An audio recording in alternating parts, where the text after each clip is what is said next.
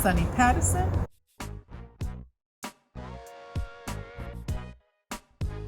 Some things I do for myself around this time, and that I would encourage you to do, some little health points, would be to just sit still for a little bit.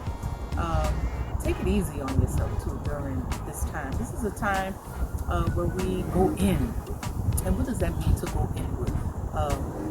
To sit still. That's what it means. Go inward, sit still, build your intuition. That gut, that thing that's inside of you where you say, I know I should have followed my first mind. I know I should have listened to my gut. Those things. Let's build those things up so that we have the confidence in ourselves as we're moving through this earth realm and moving through a society that tells us to put away our feelings, to put away our hearts, leave our hearts at home. Let us run with our hearts, keep our guts with us, knowing that we are never, ever steered wrong, and that our intuition is on point. So let's sit still enough, long enough, so that we're able to download some messages and listen to Spirit speak.